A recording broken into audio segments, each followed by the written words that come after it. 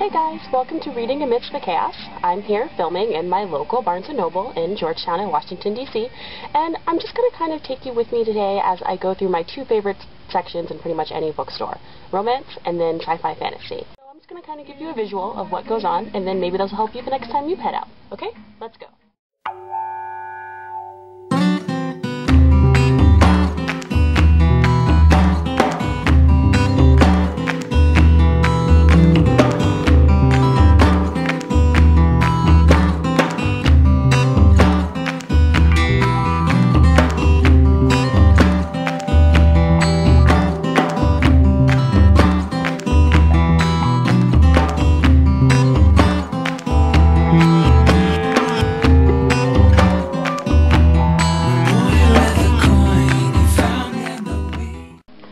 Okay, this is the new romance section, as you can see, and this one is mostly hardcover with some paperbacks there on the bottom.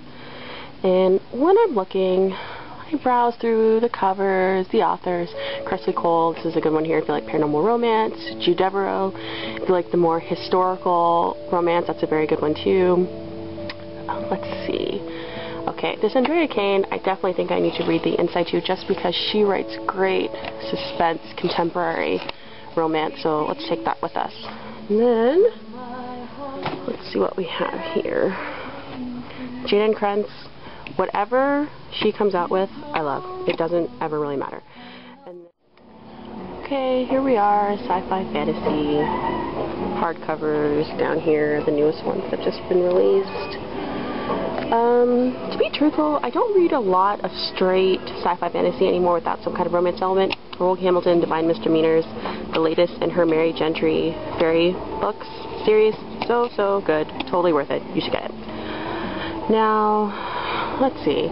Now, if anyone tries to tell you that the covers don't matter, it's a complete lie. Everybody knows the myth, don't judge a book by its cover, but I completely do, because the cover is the first thing that catches my eye. And this one, I saw the last time I came into Barnes & Noble, and the back just sounded funny. So that one, if I get around to it at all, is going to be a library read. Definitely. Okay, so we're back. So the first one here, hopefully you can see here, is Andrea Kane's Drawn in Blood. It sounds pretty decent.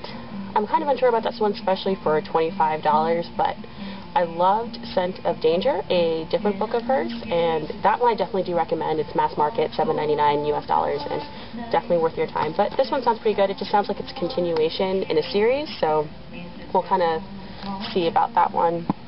And, oh, I talked about Diana Palmer before and about how her books usually kind of end up being the exact same kind of as you go through. It's with the way the hero and the heroine kind of relate to each other is very similar in whichever book you're reading. But this one, The Winter Man, is a collection of two stories which I actually haven't read before, and they both actually sound pretty good. So this one, for $16.95, I think I'm definitely going to get this one.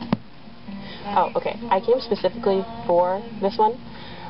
Kristen Behan's Street Game. It's a part of her Ghostwalker series. It's her third series. It also does really, really well. Mass market, $7.99 US. Incredible. Definitely the best. I mean, Kristen Behan is known in general for her Carpathian novels, vampires, that kind of thing. But I think these contemporary paranormals with kind of the military, like, element to it is great. And I love them. They're all on my bookshelf. I buy them every time they come out. So this one definitely is coming home. And then, okay, so when we were going through the new books here, I talked about Blaze of Memory and the Side Changeling books, and this is another great series. I don't know what it was about her. I checked them out in the library, and I checked them out again and again, and the first two, I mean, and I never got around to reading them. Something about the back cover and the description of it just turned me off. But after reading about 1 billion good reviews for them, I finally took the plunge and I read them, and I've never looked back since. Every single one just gets better and better and better, and she does an incredible job. So I'm very excited about this one, and I can't wait to get started. Now, this one, I talked about Jane Krentz and the fact that, oh, this is Sweet Starfire, excuse me, about all of her books and how they're always great and I always enjoy them. My only problem with this one is that I'm 98% positive that I've already read it. And when you start going very far back in what she's written, I just kind of feel that I could go to a used bookstore and find it for like $2 and enjoy it just as much as this one $8 US dollar paperback. But it sounds good. I'll probably sit here, give it a minute, and we'll kind of see how it goes. But as you can kind of see, the covers here are pretty similar. You have like some strong-looking male. This one has kind of a wolf in the background. This one, some cool guy with sunglasses. This one looking off into the distance at some bridge. And it's just, it kind of catches your eye. The colors are good. It's not too busy. It just, you just kind of hint of what kind of book it's going to be. I mean, like this one, excuse me. I've never read Georgette Heyer. I can't tell you anything about this book. Devil's Cub, excuse me. But I don't read a lot of historicals unless they're Stephanie Loren's. And this one looks kind of Pride and Prejudice-esque, which is not bad, but it's not really what I'm in the mood for. So I wouldn't even really pick this up and read the back of. And then something like this, I don't know who this is either. Paradise Rules by Beth Carey. These people, in my opinion, are too naked, which gives me the hint that there's going to be a lot of sex and not a lot of plot, which is good if that's what you're in the mood for, but in general, I'd like all of the sex or any kind of erotica that's going to be in a book to mean something with the plot, to make sense. So this one, no, definitely wouldn't work either. But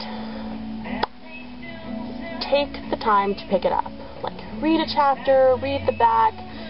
Sometimes I hate back descriptions and they're never very clear with what's actually going on.